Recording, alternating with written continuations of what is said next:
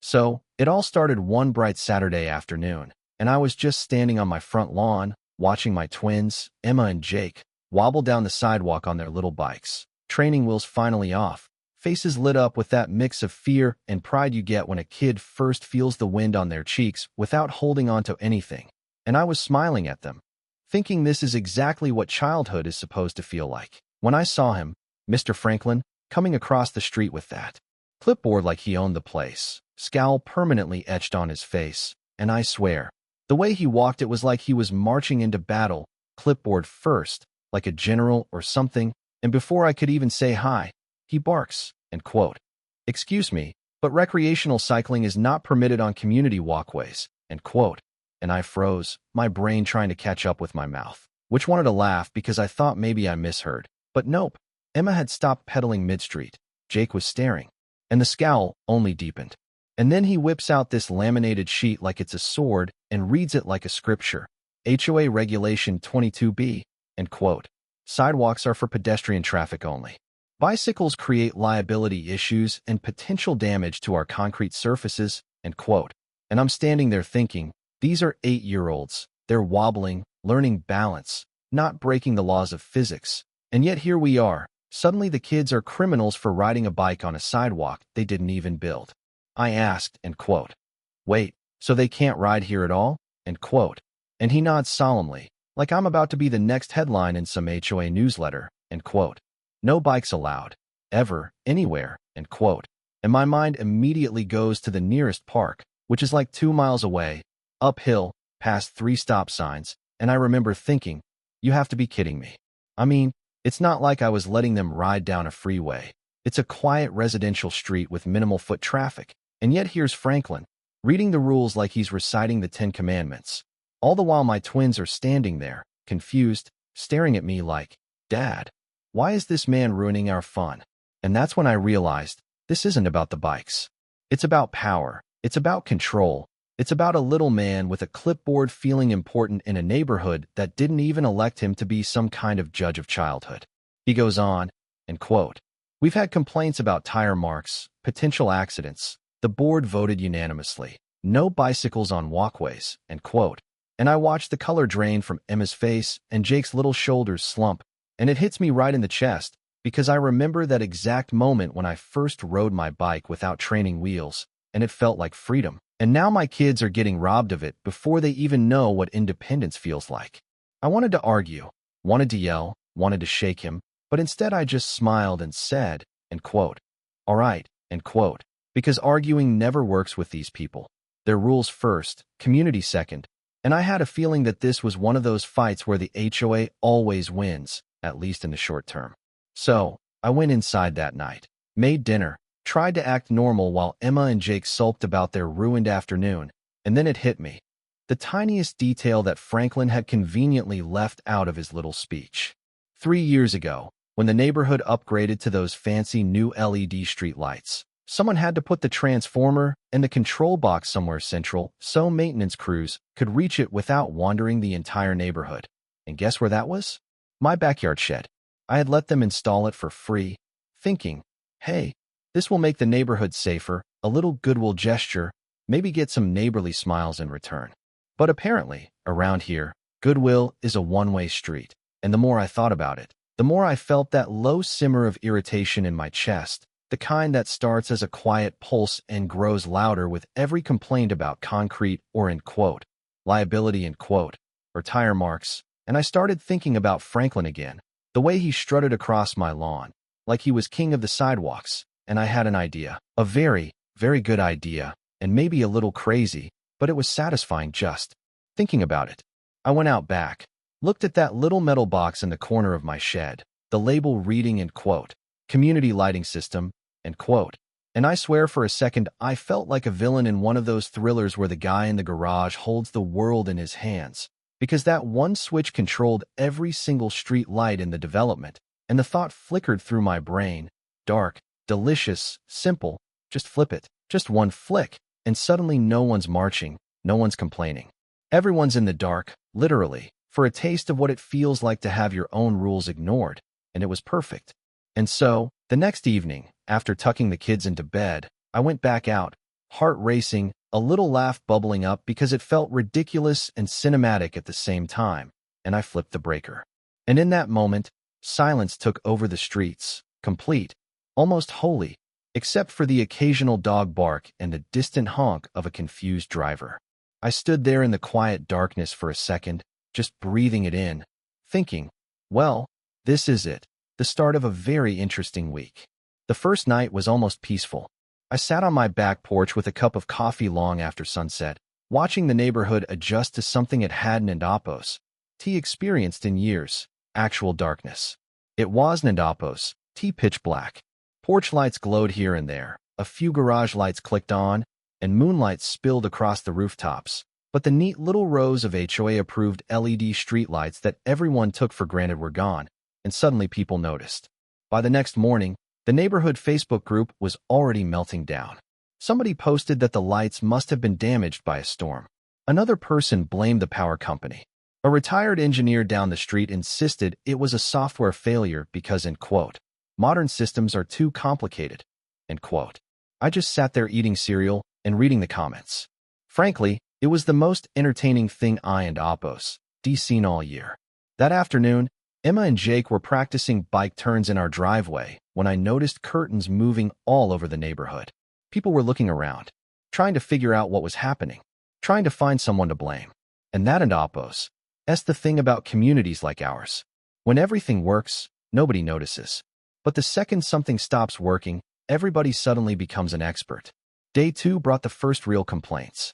Mrs. Peterson from 3 houses down twisted her ankle while walking her golden retriever after dark. Nothing serious, but serious enough to generate 27 comments online and 3 angry emails to the HOA. Then came the delivery drivers. Without the streetlights illuminating house numbers, packages started showing up at the wrong homes. A guy delivering pizza accidentally left 6 large pepperonis at a family that had ordered Chinese food. One teenager spent 40 minutes wandering around trying to find the right address for a graduation party. People were getting irritated, and irritation was slowly turning into anger. The HOA board, meanwhile, was scrambling. I knew because my next-door neighbor, Carl, happened to serve on one of the community committees, and Carl loved gossip almost as much as breathing. He stopped by my driveway one evening while the twins practiced writing.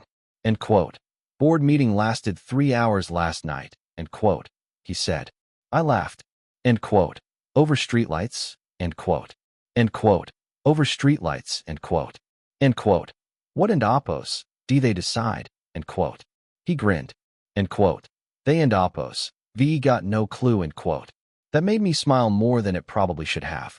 The truth is, Franklin hadn't and Oppos, always been this way. Years earlier, before he became HOA treasurer, he was actually a decent guy. Friendly, approachable, the kind of neighbor who and Oppos, help you move a couch. Then he got elected, and somehow that tiny little taste of authority changed him. Every year he got stricter. Every year the rules got more ridiculous. First it was mailbox colors, then lawn heights, then holiday decorations. One family got fined because their Christmas lights stayed up 3 days too long. Another got cited because their basketball hoop was visible from the street. It became less about maintaining property values and more about maintaining control. And people knew it. They just didn't and Oppos know how to push back. Most homeowners paid the fines, signed the forms, followed the rules, because fighting the HOA felt exhausting. I understood that. I and Oppos done the same thing for years, until he decided my kids riding bicycles was somehow a threat to civilization. By day 3, Franklin finally called me. I was in my garage helping Jake adjust his bike seat when my phone rang. His name popped up on the screen. I almost laughed before answering. End quote. Hello, end quote. His voice sounded stressed. More stressed than I and Oppos ever heard. End quote. Hey, Ethan, quick question, end quote. End quote. Sure, end quote. End quote. The utility company says the neighborhood lighting system has been disconnected somehow, end quote. I pretended to think about it. End quote. Huh, end quote. End quote. Yeah, end quote. A long pause. Then he asked, end quote. You Haven and Oppos, noticed anything unusual around the equipment in your shed, have you? End quote. There it was. The first probe. The first little fishing expedition. I looked over at my toolbox and smiled. End quote. Nope. Everything seems normal, end quote. Another pause, end quote. Okay, end quote. Then he hung up. I could practically hear the gears turning in his head. Not enough evidence. Not enough certainty. Just suspicion. The next few days got increasingly chaotic. Without streetlights, people started changing their routines. Dog walkers carried flashlights. Joggers moved their runs earlier. Parents waited outside for teenagers coming home after dark. A neighborhood that normally felt predictable suddenly felt uncertain. Not dangerous, just inconvenient. And inconvenience is something people tolerate for about 5 minutes before demanding solutions. Day 5 brought the first accident. A man backing out of his driveway clipped his own mailbox. Again, nobody got hurt. But facts dawn and oppose. Matter much once frustration takes over. The story spread through the community like wildfire. By evening, people were acting like the neighborhood had become a war zone. The HOA board scheduled an emergency meeting. Attendance broke records. And according to Carl, Franklin spent most of that meeting getting verbally destroyed. Residents wanted answers. They wanted timelines. They wanted accountability. The irony was beautiful. For years, he and Oppos demanded accountability from everyone else. Now hundreds of homeowners wanted it from him. Then came day 7. And day 7 was when things got interesting. A contractor finally traced the issue. Not completely, but close enough. Around lunchtime, a white work truck pulled into my driveway. A guy wearing an electrical company uniform stepped out carrying a clipboard. Different clipboard. Much friendlier face. He knocked on my door. I opened it. End quote. Mr. Parker? End quote. End quote. That and Oppos. S me? End quote. He smiled politely. End quote. We and Oppos. VE been hired by the HOA to inspect the lighting control system located on your property. End quote. I nodded. End quote. Okay. End quote. End quote. We and Oppos. Like access to the equipment. End quote. And there it was. The moment I and Oppos been waiting for. Now, here and Oppos. As something most people don and Oppos know. The equipment technically sat on my property.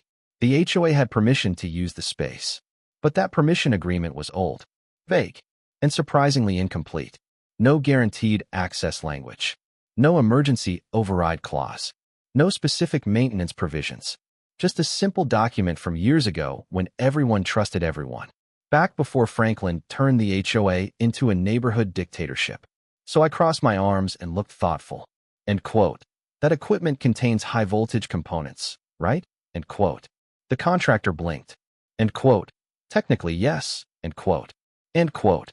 End quote. I nodded slowly. End quote. I and Oppos am concerned about liability. End quote. His face changed immediately. Because contractors understand those magic words. Liability. Safety. Insurance. Inspection. Those words stop conversations fast. End quote. I and Oppos really prefer to see current inspection permits before allowing anyone access. End quote. He sighed. End quote. I don and Oppos have those. End quote. End quote. Then I and Oppos am afraid I can and Oppos authorize entry. End quote. He looked frustrated but not surprised. End quote. How long would permits take? End quote. I shrugged. End quote. Hard to say. End quote. And honestly, that wasn't Oppos even a lie. City offices were notoriously slow. A week, 2 weeks, maybe longer. The contractor stood there for a moment. Then he nodded. End quote. Understood. End quote. And drove away. That evening, Carl practically sprinted across the street to tell me what happened next. End quote. The board is losing their minds. End quote. I laughed. End quote. That bad. End quote. End quote. Worse. End quote. Apparently, Franklin spent nearly an hour arguing with lawyers. The lawyers explained something very simple. The HOA couldn't and Oppos force immediate access. Not without a court order. Not without a process. And definitely not overnight. For the first time since this whole thing started, Franklin had run into something he couldn't and Oppos bully, fine, or regulate away. And that and Oppos when the pressure really started building. Because every single day the lights stayed off, more residents got angry. More complaints arrived. More questions were asked. And eventually all roads led back to one person. Franklin. By the end of the second week, the neighborhood wasn't Oppos talking about streetlights anymore. They were talking about him. They were talking about the bicycle ban. They were talking about years of ridiculous rules. They were talking about how a community designed for families somehow ended up treating children like a nuisance. And for the first time in a very long time, people were starting to realize something. Maybe the problem had never been the bikes. Maybe the problem was the people making the rules. And one afternoon, as Emma and Jake rode circles around the driveway laughing harder than they had in days, I looked up and saw something that immediately told me the game was about to change. Franklin was walking toward my house. But this time he wasn't Oppos, T alone. Behind him were 4 other HOA board members. Nobody was carrying a clipboard. Nobody looked confident. And judging by the expressions on their faces, they hadn't Oppos, T come to give orders. They and Oppos, D come to negotiate. The second I saw them walking up my driveway, I knew exactly why they were there. You could tell from the way they moved. 2 weeks earlier, Franklin had marched across my lawn like a man enforcing the law of the land. Now he looked like somebody heading into a job interview he wasn't Oppos, T going to get. The board members behind him wearing Oppos, T much better. Tired faces. Forced smiles. The kind of body language people have when they and Oppos, VE spent 14 straight days getting yelled at by angry homeowners. Meanwhile, Emma and Jake were riding circles around the driveway, laughing so hard they nearly crashed into each other. The timing couldn't and Oppos, T have been more perfect. I stepped out from the garage and wiped my hands on an old shop towel. End quote. Afternoon, end quote. Nobody answered immediately. Franklin glanced at the kids, then at me, then back at the kids, almost like he was finally seeing them for the first time. Not as a rule violation, not as a liability, just kids. The board president, a woman named Diane, finally stepped forward. End quote. Ethan, do you have a few minutes to talk? End quote. I smiled. End quote. Sure, end quote. For a second, nobody spoke. Then Franklin cleared his throat. And what came out next nearly made me laugh. End quote. I think we may have been too strict regarding the bicycle policy. End quote. May have been. Not were. May have been. Even now the man was fighting for every inch of pride he had left. I nodded. End quote. Go on, end quote. Diane opened a folder she was carrying. End quote. The board voted this morning to permanently repeal Regulation 22B. End quote. I looked at her. She continued. End quote. Children will now be allowed to ride bicycles, scooters, and similar recreational equipment on all community sidewalks. End quote. Behind me I heard Jake whisper, end quote. Wait, really? End quote. Emma and Oppos, SI's got huge. I didn't and Oppos, T say anything. I just let Diane keep talking. End quote. We and Oppos, LL also be installing several children at play signs throughout the neighborhood. End quote. Another board member stepped forward. End quote. We and Oppos, recreating designated family recreation guidelines instead of restrictions. End quote. I almost admired how carefully they were wording everything. Nobody wanted to say surrender. Nobody wanted to say mistake. But everybody standing there knew exactly what this was. A surrender. A very expensive one. Then came my favorite part. Diane glanced toward Franklin before speaking again. End quote. We and Oppos, VE also reviewed the original equipment agreement concerning the community lighting system. End quote. Now we were getting somewhere. She handed me another document. End quote. The board would like to establish a formal lease arrangement for the equipment space in your shed. End quote. I looked down at the paperwork. Monthly compensation. Guaranteed access procedures. Liability protection. Maintenance requirements. Everything that should have existed years ago. End quote. What and Oppos? S the lease amount. End quote. I asked. Diane hesitated. Franklin looked like he was chewing nails. End quote. $150 per month. End quote. For a second I thought I misheard. Not because it was a huge amount of money. Because 2 weeks earlier they had been using the space completely free. Now they were offering to pay me every month just to end the nightmare. I slowly folded the papers. Looked at Franklin. And for the first time since this whole thing started, he met my eyes without any arrogance. Without any authority. Without any lectures. Just exhaustion. The kind of exhaustion that comes from losing a fight you never expected to fight in the first place. End quote. You know, end quote. I said quietly, end quote. When you came over about the bikes, you could and Oppos. He just talked to me. End quote. Nobody moved. Nobody interrupted. End quote. You could and Oppos. VE said there were concerns, end quote. End quote. You could and Oppos. VE asked for compromise, end quote. End quote. You could and oppose. VE worked with us, end quote. I glanced at Emma and Jake, end quote. They and oppose. Re 8 years old, end quote. Franklin looked down. For once he had nothing to say. And honestly, that was probably the closest thing to an apology I was ever going to get. So I nodded. End quote. Deal, end quote. The relief was immediate. You could actually see it wash across their faces, like somebody had just announced the end of a natural disaster. Hands were shaken, papers were signed, and 20 minutes later the board members climbed back into their cars and drove away. Franklin was the last one to leave. Before getting into his car, he stopped, turned around, and looked at me. For a moment, I thought he was about to defend himself, or justify everything, or maybe start another argument. Instead, he simply said, end quote, the kids ride pretty well, end quote. Then he got in his car and drove away. I stood there for a second, honestly surprised, because after everything that happened, that might have been the most human thing he and Oppos D said all year. That evening, just before sunset, I walked out to the shed. The neighborhood was quiet. The air was cool, and somewhere in the distance I could hear kids playing basketball. I opened the metal panel, looked at the familiar breaker, the same one that had accidentally become the most powerful object in the entire community, and I laughed. Because if somebody had told me a month earlier that a bicycle argument would end with an HOA paying me rent and rewriting its policies, I would and oppose. VE thought they were insane. I wrapped my hand around the switch, paused for a second, then pushed it up. One click. That and oppose. That's all it took. A moment later, streetlights began coming back to life. One block, then another, then another. Rows of warm white lights stretched across the neighborhood like a wave. Driveways glowed. Sidewalks brightened. Intersections lit up. And somewhere nearby, I heard somebody cheer. No joke, an actual cheer. I stood there smiling while the entire community slowly illuminated around me. And for the first time in 2 weeks, everything felt normal again. The next morning, I sat on my front porch with a cup of coffee. Emma and Jake rode up and down the sidewalk, back and forth, laughing, competing, being kids. Nobody stopped them. Nobody complained. Nobody waved a rulebook around. A few neighbors even smiled and waved as they passed. And honestly, that was the whole point. It was never about winning.